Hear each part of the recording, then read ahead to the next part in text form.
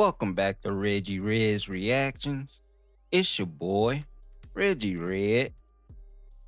Now, I have three different video clips I want to show y'all today.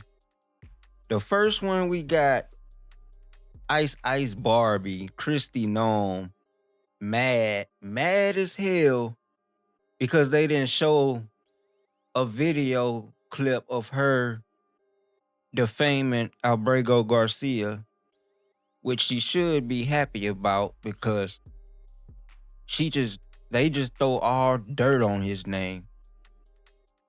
And then after that, we gonna tune into Adam Mockla talking about the red pill influencers, how they turning on Trump and shit, which is a good thing. It's a good thing.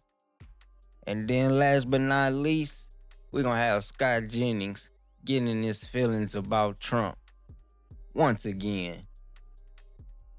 Let's check it out. Held here and face charges here instead of being deported?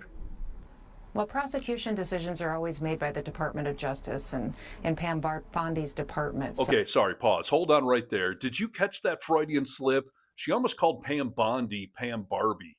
In Pam Bondi's department. Did you catch it that time? It's the least important part of this entire story, but it's probably the funniest part, so I had to point it out. All right, Ice Ice Barbie. Did I say Barbie clearly? Okay, good. Go ahead, continue. So we will let them do that, although this individual does have criminal charges pending. He has charges pending against him civilly as well. And the one thing that we will continue to do is to make sure that he doesn't walk free in the United States of America. But I heard you say that we're going to let the Justice Department do that. Does that mean the push to deport him to Uganda is off? Oh, we will still continue to pursue all options. So what is Ice Ice Barbie so upset about? She posted on X last night, quote, I joined CBS to report the facts about Kilmar Abrego Garcia. Instead, CBS shamefully edited the interview to whitewash the truth about this MS-13 gang member and the threat he poses to American public safety. Watch for the part of my interview that CBS tried to cover up. All right. So show us on the doll. Where did CBS violate you? And the one thing that we will continue to do is to make sure that he doesn't walk free in the United States of America. This individual was a known human smuggler, MS-13 gang member, an individual who was a wife beater, and someone who was so perverted that he solicited nude photos from minors. And even his fellow human traffickers told him to knock it off. He was so sick in what he was doing and how he was treating small children. So he needs to never be in the United States of America, and our administration is making sure we're doing all that we can to bring him to justice. Hold on. Where the hell do they get these stories from, bruh? See, Albrego, he should be able to sue these motherfuckers for defamation, man. Because all this shit that they saying, nothing has been proven in the court of law. Like, what the fuck is going on with the law these days? Where you got fucking officials, public servants, getting on TV and just defaming motherfuckers. Just like, I don't get it, dog. What the hell do they got against this dude? Because, like I said, nothing has been proven yet. Nothing. So what do they really got against homeboy? They really hate migrants, bruh. Unless the ones that they're married to, J.D. Vance, Usha Vance, or came over here through a fake green card, Melania. Like, this shit is just wild, bruh. How they bend reality. They should make a new fucking Matrix movie. Cause Trump he be bending reality. This whole administration. But I wish it was some kind of thing where Albrego can sue their ass, man. Cause this shit ain't right. How they just be defecating on this character. It's sick. Now on this next one, we got Adam Mockla from Midas Touch talking about the red pill influencers and how they turning on Trump. Let's check them out. It's been absolutely absurd. You know, let's lay the groundwork and start with this clip right here. Yeah, sure. I haven't taken one yet. I just saw you. Yeah. Oh, okay. Yeah. Well, your head looks kind of empty. It's empty. Is it? I think I need a night shoe. There we go. Trump 2024. That was great. Thank you so much. That was great on you. Appreciate that. This dude is legit campaigning for Trump in Trump Tower in front of tens of thousands of people online, trying to make America great again seem like a cool movement. And now he very much so realizes it's not that cool. I want to play this clip, but just know Trump has barely even shown his face over the past week. He talks about the Epstein files, Sneeko, in this clip. We can't even ask the President of the United States about the Epstein files, about the deportations, about any of this, because this dude won't show his face. Just keep this in mind throughout this entire video. Sneeko is mad about a few things. It's the lack of transparency and the lying. Trump lied and said he would end wars and not start any new wars, yet a few things have happened. We struck Iran. At the same time, can I just point out, the U.S. is currently mobilizing U.S. forces near Venezuela. This reads, the U.S. has deployed military forces to the Caribbean in an operation said to target Latin America drug cartels, which, you know, I hate drug cartels as well. But why are we mobilizing the military when the president can't even take questions about this whatsoever? This was him on Labor Day. Let's back up and watch this Sneeko clip right here. Have you lost a lot of faith in Trump? Lost all faith in Trump. All faith. The guy's clearly the child on Epstein Island or something. There's just like, it's embarrassing. Wow. It's embarrassing. Trump said word for word, if you want the Epstein files still, I don't want your support. If you still want to see... And he doesn't understand that that's the whole reason that we voted for Trump in 2016. That's the whole reason we supported him and we were part of it, because he wanted to drain the swamp. He was the outsider. Yeah. And now him basically submitting to this Epstein list, that's him becoming the swamp. That's the best embodiment of the swamp, of DC, of the corrupt system. So I think he alienated his support base, but he doesn't really care anymore because he doesn't need to get reelected. He can't get reelected again.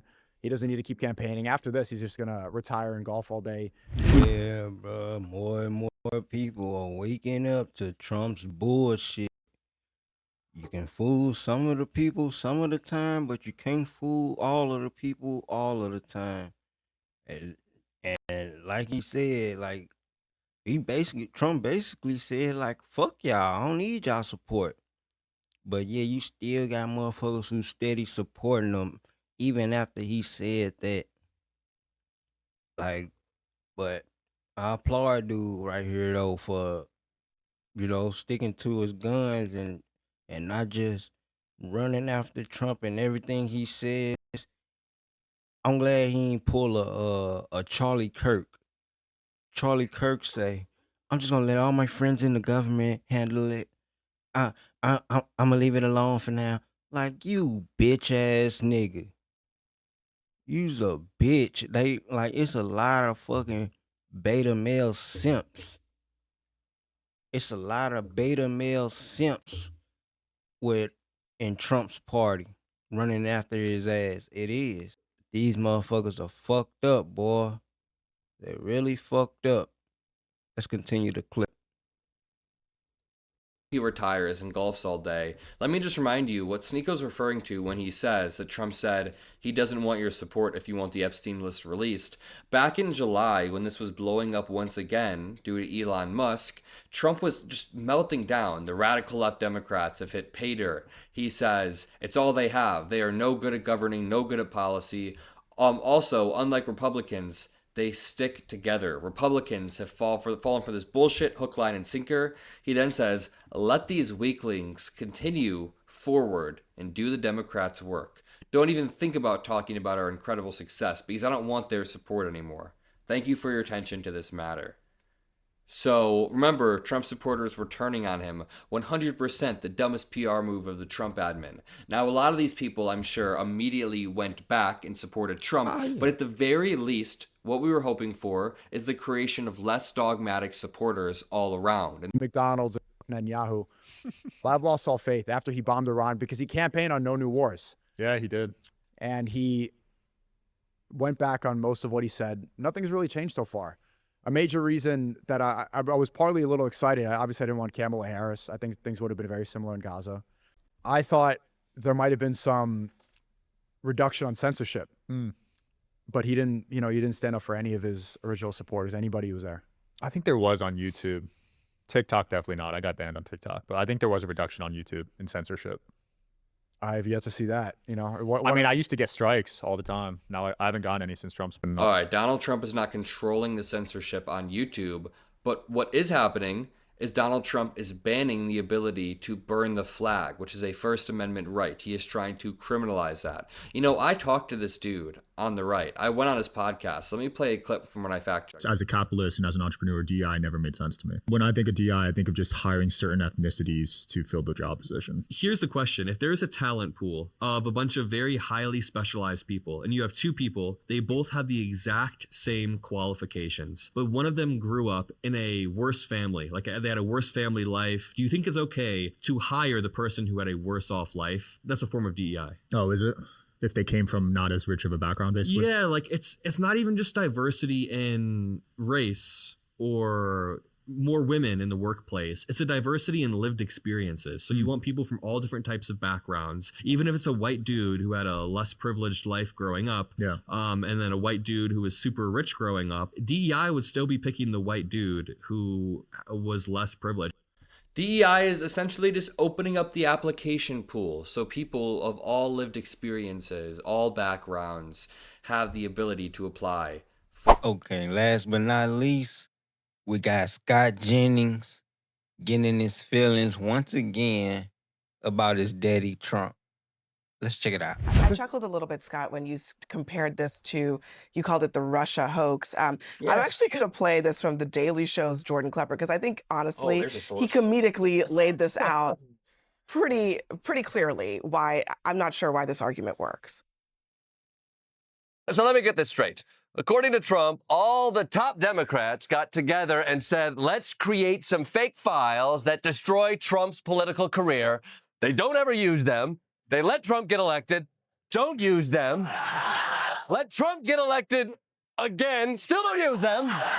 And then once he's the president, hope he releases the files without ever looking at them. Frankly. I mean, this is the worst. This is the worst conspiracy I've ever heard in my life. That is the most ignorant description I've ever heard. How on earth would Democrats have been trying to take down Trump with documents that they never used to take down Trump? I'm sorry, they crippled almost his entire first term by convincing one half of the country that Russia stole the 2016. Okay, but on this, and Democrats still have it at all. Where is the Democrat conspiracy on this issue? So here's the deal. There's no conspiracy and there's no story. Tonight, and I'll give you an example of why I believe that. Tonight, Fox News did a poll. Speaking of accurate sources. Are you calling into question the Fox News polling? Because it's generally considered to be very good. So here's the deal. They had his job approval. He's a little underwater. Of all the people who said they approve or disapprove of Donald Trump, only 1% mentioned Epstein as the reason. And the whole 1% was either Democrats or independents. This fantasy that Republicans or MAGA nobody in the Republican Party is worried about this, and most of America is not worried about it. CNN's polling shows that he's 37 points underwater on the Epstein issue. But the larger point is, this started in Epstein died in 2019. Donald Trump was the president in 2019. Barack Obama had left office by that time. And he still thinks that somehow Barack Obama created a conspiracy to frame Donald Trump about something that happened with Epstein after he was in office. I think it's they're doing their job. They're doing their jobs. Really, but also, hang on a second, my friends. We were just talking about whether or not MAGA cares, right? So a judge decided today that they were not going to be allowed to release these grand jury transcripts, which Trump said he wanted released. This is a limited amount of information. They could release the files that they have in DOJ possession. All of a sudden now, Charlie Kirk says President Trump's DOJ moved to release the valuable Epstein information, and a federal judge is blocking their pursuit of transparency. Are you paying attention? The judge is a 2014 Obama appointee. So now, I mean, which one is it? But here's the thing, though. Is this an Obama conspiracy, or does Trump have the power, if he wanted to actually release many documents, many more valuable documents than these transcripts? He got the power to release everything right now. They holding it up for no reason at all. They trying to buy time.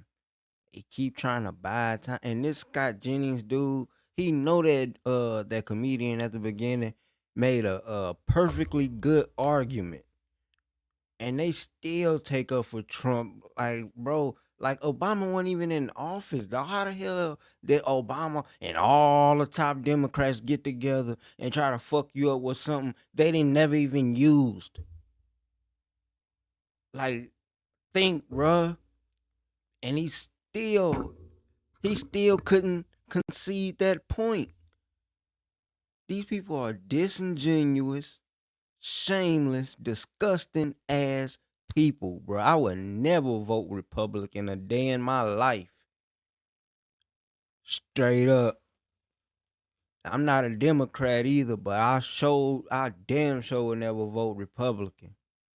Them motherfuckers, at least Democrats, they try to do the right things and abide by the laws and the processes and the policies that's put in place. But the Republicans, these motherfuckers are sycophants. Straight up sycophants. And when Trump get out of office, them motherfuckers ain't gonna have no identity left. Cause right now, their whole identity is whatever Trump says that day, however he feels that day. We gotta back him up to the tip. We gotta back him up no matter what he say or does. Like, what kind of man are you, bro? And the women, what kind of grown ass women and grown ass man sit there and praise a 80-year-old orange fucking Oompa Loompa all day, every day? That 3-hour cabinet meeting, they sitting around the motherfucker. Just, oh my God, Trump, I am so thankful to be able to work for you. I'm gonna nominate you for the Nobel Peace Prize. And that just fills his ego up. And now he just said the other day, he don't want to be a dictator, but yet on a couple sentences later, he said he basically said he do want to be a dictator. Cause he said, I'm the president. I can do whatever the fuck I want to do. Now, if that's not dictatorship, it don't even matter what you call it. No matter what you call it, this shit is not right, bro. All these buzzwords, fascism, dictator, this shit is not right, man. You motherfuckers know right from wrong. And they know this shit is just not right at all. Let's finish this clip. Charlie Kirk is still in the media class. This, to the media class, is our soap opera. This is palace intrigue. This is the scandal that we are whining and dining on. But outside of the Beltway and the media industry, to Scott's earlier point, this is not a salient issue to the middle of the country that needs to be persuaded headed into the midterms. And I would even argue it's not a ranking in the top 5 for MAGA voters. Then why does Trump keep talking about it? But I think it's because he's responding to the attacks. No, wait, hold up. Why do Democrats keep talking about it? He's not. Why are we talking about it? He's not. Trump he doesn't want to. Hold on a second. If Trump wanted to move on, whenever a reporter asked him a question about this, he would say, I'm not going to talk about this issue. I'm going to talk about the economy. He has not done that a single time in the last week and a half that this has been a story. I think if MAGA didn't care about this, it wouldn't be an issue right now. Thank you. But they did care. When Pam Bondi came out and said, this is done, it's finished, they screamed. If the Democrats had screamed, and they did, that wouldn't have mattered. But because part of the base screamed, that it mattered. And it will matter in the midterms. And I wouldn't want to go home to a recess. I've done that before. When you have troublesome political news, to go to an August recess. I wouldn't want to with this hanging over. Straight up, bro. This shit is over and done with. And they about to bring the victims up. They about to bring them up so they can basically tell them, like, release the files, man. We as victims, we cool. They obviously know where y'all trying to make that excuse. Oh well, we trying to help the victims so they won't get exposed. Man, fuck all that. Y'all not worried about no victim. Y'all worried about the motherfuckers who did the dirty deed getting exposed. Like, come on, dog. That's why only thing I hate about politics, these motherfuckers are not real. They are not real. They can't keep it real for shit. So shameless. So shameless. But yeah, man, that's it for them clips, man. If you like this video, like, comment, share with your friends, share with your family, and make sure you hit them alert bells too, so you know when I'm dropping some more videos, some more bangers. Fuck with your boy. I'm out of here. Peace.